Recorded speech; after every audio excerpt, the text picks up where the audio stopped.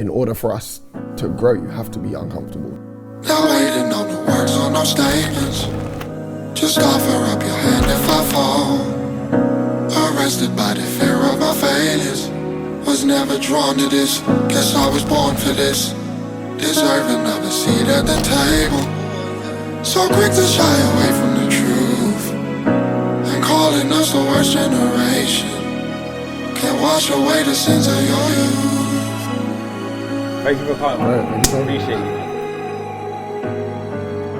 Where were you 2019? Let's talk about from broke, because I know you'd left your situation with the label by that point. Left in 2019. Yeah. So yeah, oh, 2019. We were done. Okay, we were so done that was with the them in last. 2019. That was the last single with them. So no, we had basically Broke was like one of the first singles. Yeah. So that's when everything was. I feel like that's when stuff started like really going well. Yeah. And popping off. Yeah. By 2019, I think we had dropped songs that did really well. We did Doubt, and then I think we got to Cold one. I appreciate it, man. Yeah, we did Doubt with Wretch, which done great as well. Yeah, Wretch. Man, like yeah, and then we ended up at a stage where I think I was with the label. They were basically just trying to feed the machine, and they were trying to make sure that we were getting radio play, and we had gotten radio play, and it was great. Church did really well and was doing great, but they were just like, we want more of this and we want more of this. And obviously for me, I kind of hated that, and it was taken away from, I feel like it was taken away from a lot of who I was and who I felt like I was. And I felt like I was just really trying to please other people. You have different agendas, Yeah. you know what I mean? And you all care more about different things 100%. a lot of the time. And I think that's important to talk about. But before we do that, I think we've got some drinks coming. Oh, hello. My G Chrissy, Hello. come on. What's this one? Thank you very much. So it's a twist on the 2 gold and 2 regals. Lovely, thank you so much. Amazing. Appreciate you, Chrissy. Thank Cheers, you. my bro. Thank you for coming on. Thank you for having me, man. Epic. Yo, that's banging. Ooh, That's tight, banging. Chrissy. That's tight. Thank man. you. And I got these.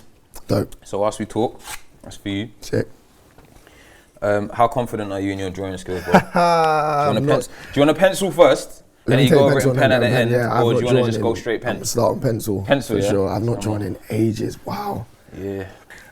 Yeah, talk me through the process. I'm going to draw you, you're going to draw me, by the way. Sick. This is gonna look so bad, Yeah, but yeah, I'm gonna. yeah. No, mine's going to look rubbish I'm as gonna well. find It's a fine, way it's totally to. fine. Yeah, talk me through the process of making what would then become the last singles of that journey. Yeah. And what that led to. Because I came to the show, the show that you did, was it 2019, that show? Which one was that? Was it Scala Electric or? Brixton. Oh, you came to Electric. Oh yeah, you did. Yeah. That was our last show. That was a sellout. That was amazing, Bro, bro. no, I appreciate it, man. That was an amazing I was show, so bro. gassed to do it. I mean, Amazing. there were so many things about it that I was like, I wish could have gone differently. Yeah, I wish yeah. we got right, but it was. I mean, to have sold out a show like that and to know that many people wanted to actually hear the music and stuff was insane. What's the cap of that venue, Alex? Yeah, I think so, man. 1,500, I believe. Yeah, it was. I mean, it was insane to me. We had Crazy. never done anything like that. And when I think back to the, thank you, man, I appreciate it. And when we think back to like the shows we had done before then, it was just, to have gotten to that stage was really just, it was a blessing. So, but yeah, it was, I think we had got into a stage where we realized that we were on, myself and the label realized we were on two different places. yeah, we just realized we weren't in the same place, and we realized that we weren't necessarily looking for the same outcomes. Yeah. And so I think that became very evident, and obviously the decision was made. I feel like I've gotten too comfortable in my life, and I feel like I've gotten too comfortable in my world or whatever, and I was kind of praying that God would put me in a position of uncomfortability. Yeah. And then literally the following day, they were like, all right, cool. Yeah, here it is. We're done. Do you know what I mean? I was like, rah, did it need to be that quick? Like, do you know what I mean? You got what you asked for. I got what I asked for, exactly. And how did you hear? Was it a phone call? Was it an email? I'll be honest, they were kind of, it was kind of disrespectful the way that they did it. Really? And yeah. Oh, that's a shame. But yeah, it was kind of like they told my management, and then my management just told me, and I was like, right, no one's gonna give me a call, no one's gonna, and I can be quite petty sometimes, and I like, you know, getting reactions out of people. Yeah, so I called up my A&R, yeah, and I was just like, oh, like, it's good, isn't it? Like, yeah. I didn't even stick it on him. I was just like, what's good? Yeah. And a relationship with the people that you work with is probably one of the most important things 100% that you can have, whether that's 100%. management or a label or whatever the case may be. 100. You are a pastor's son. Yeah. Or you are a pastor's son. Yeah. Church is just a different place. Yeah. Like when it comes to music, especially. 100%. You get me? And it's so such much. a natural, it all comes from such a natural space as well. So like and sorry, I'm really distracted by this. Nah, this is the test. That's the point. You get me? It's like, how well can you multitask? Come on. You in a label of, or you've got the news that the label's you've parted ways. Yeah. And then you've sat down, you've gone home, I guess, or you were at home and you've sat down. What was the next step for you musically? Like, what was the next thing you recorded? Well, I think at first I was kind of like, I think there was a lot of like, I needed to process it and then kind of figuring out what I was doing. Where do I go from here now? And where do I go from here musically? But I just felt like I needed to, bro, I've made your jaw mad. Is it this. nuts? Bro, you look like a superhero on this for some reason. I don't know why. This is crazy. So, okay, so yeah, back to it. Back So to the point. I came to this realization about myself that I can only write in hindsight. I'm the same. You know what I mean? I'm the same. And yeah, I can't take all that pain or whatever or the emotions, go into the studio and you've got this like deal with it at that time. Yeah, so I can't do that. I think we need to process stuff. We need to go through that. We need to go through that entire process and situation of what we've gone through to find out how we truly feel. And then the first thing that we ended up with was Still Broke. Yeah, and even that didn't happen organically.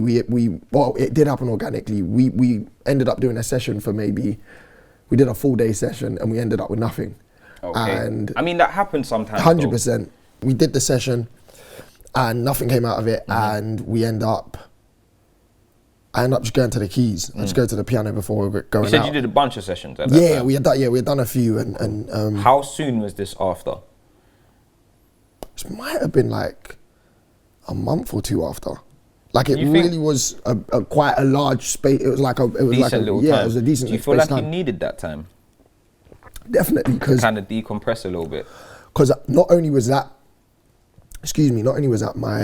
that wasn't the only thing that had happened. I'd broken up with my now ex at the time, my girlfriend at the time, and that was kind of shortly afterwards, and that kind of fit into the prayer of like, Lord, if there's anyone that don't need to be here, take them out. And it was surprising to me that like it was the label and my girlfriend, because it was just like, whoa, these are two people that, these are two things, or more so my girlfriend, but it was like, this is someone that I'm like, you know, that is important to me. Yeah, of course. But we finish that session, we leave, we're on our way out, and I go to the keys, and I just start playing this chord progression, and we just start singing the most ridiculous lyrics, and I don't know, we started singing the lyrics, and it kind of just felt like a follow-up from Broke. Naturally, everything started coming out, and it was like, oh wow, this kind of feels like it could be something, just like a continuation of sorts So of this that is what story. became Still Broke. And that's what ended up becoming Still Broke. Damn. And we literally done it in about 30 minutes. But So, the actual tune was written in. Yeah, we had done it all in like 30 minutes that night. And from my experience, you kind of get the best songs when you're not trying. I want to highlight the fluidity of when a good song can hit you. Do you know what I mean? Sometimes it can be a 20-minute situation, a 30-minute situation, an hour. Sometimes it could take a year. Do you know what I mean? It could take forever. Like the songs sometimes come easier to me than the bars. Yeah. You get me? Especially when I'm trying to craft something and create a message around something. I think that's important as well, making sure that you're crafting it and it's not you're just doing it. How do you do that? Do you know what I mean? Like, how did you manage to? And now that you said it came more instinctually than it did. Yeah, I don't think thinking about it. I don't think there's like a formula to it. They were two completely different times in your life. Exactly. You know what I mean? Exactly. And the funniest thing is, when I wrote Broke, I was in like one of the happiest places in my life. Do you get what I mean? And so writing Broke was just fun. There was way more like emotion. It was a fresh. Obviously at this point it was something that, again, as I said, it was something that was hindsight when I look back at it, but there was still so much emotion connected to how I was feeling at the time in regards to that. Especially with a record, what song did you feel like you had that same type of moment with? That's a good question. Yeah. I think the whole record was kind of like The Worst Generation as an album. I think for me was a long time coming. Yeah. Because it was more therapy in writing it and being brave and standing in what I know myself to be. You get what I mean? Because prior to that, obviously, I'd put out 2 EPs. We'd done the rounds with a couple little people, and you get me, distros and labels were involved, and like at certain points they were trying to like capitalize on, you should do more of this and maybe a little bit more of that. But the management were just like, what do you want to do? Like, bless my management, they're so amazing. They were just like, what do you want to do? What do you feel comfortable doing? Because I was in a place then when building those 2 EPs, I was just completely running off instinct. Do you know what I mean? I just thought, if I get the music out there and I'm consistent enough, it will work. It will work itself. How do you feel about that as well? We're living in a time in regards to music where it's like, you obviously have to constantly have something out and you got to constantly keep giving in order for like, I think relevancy or to stay dominant or whatever. I mean, I think in answer to the previous question, before I like, because they're connected. So I think when I was doing the EPs and I was growing and I was trying to grow what would become my fan base, and kind of garner some attention around what I was trying to do, I didn't actually know what I was trying to do. Do you get what I mean? And there was no end goal. It was just like, and I'll say very transparently, it was just about trying to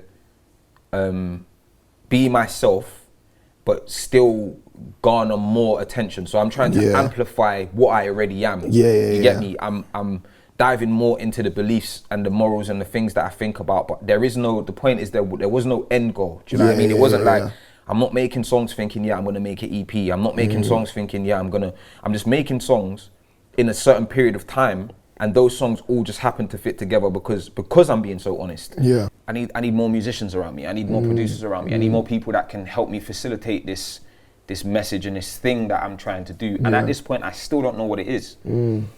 So you still don't? I still don't. That's crazy. I'm driven. I just don't know where. Do you get me? But I know it's forward. No matter what we do, it's forward. I connect with that. Do you know what I mean? To that for sure. It's forward. Like, I don't know what it is, but we've come this far and it's forward. It has to be. It has to be. This lockdown has been wicked to me in a lot of ways. It's been brilliant to me in other ways. You get me? So now that I've convinced myself and motivated myself to not sink, and I've gone to all these sessions and I've written some of the songs that then ended up on the album.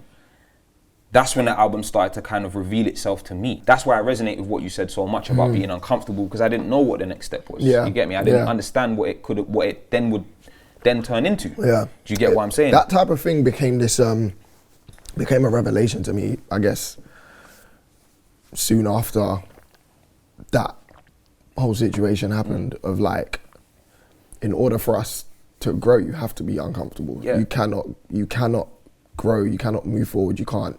There's no way you can go that is forward if you don't get uncomfortable. It's important that sometimes you kind of just get out of your head with those things. You know what I mean? Because sometimes that can be our own worst enemy, is that we literally sit there and we're like, I need to do this and I need to accomplish this and all of that. And like 9 times out of 10, another thing that I think I've learned just being in this industry is that like, none of us know what we're doing. No, some people believe you have a soul and some people don't. one thing we all share is we're all trying to figure it out, no matter what level we are, no matter what amount of money we have. And we've all been there. You start to fight the flow of your own life because you're so adamant it has to be done this way. And that's, again, I think even during this pandemic, that's something that I learned. That like sometimes I think we get so caught up in trying to be in control of things. We came up round that danger, seen blood run through the streets. A generation living in the belly of the beast. Fairy tales and more. Let's kill these drinks.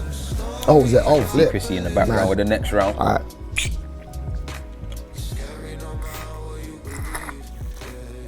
Yeah, I got mine.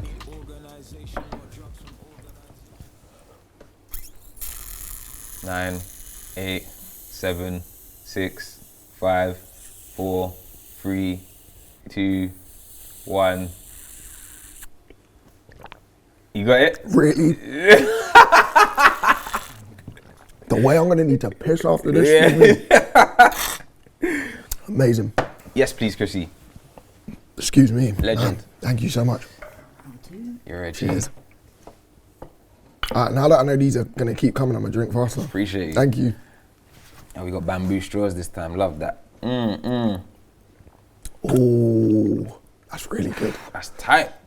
I love a sweet thing. That's tight, man. I love that.